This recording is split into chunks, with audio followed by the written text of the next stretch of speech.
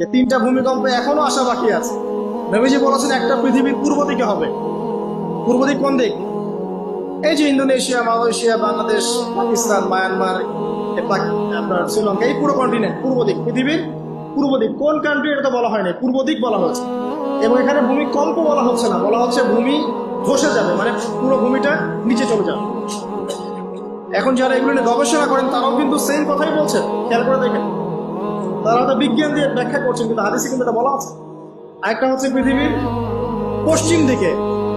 আর পশ্চিম দিকে কেন হবে জানেন? সমকামিতার কারণে, সুদের কারণে, জেনার কারণে, পর্নোগ্রাফির কারণে, এবং সারা বিশ্বকে তারা যে জুলুমটা করছে, এই জুলুমের প্রতিফল হিসেবে আল্লাহ পাক ঘোষিত।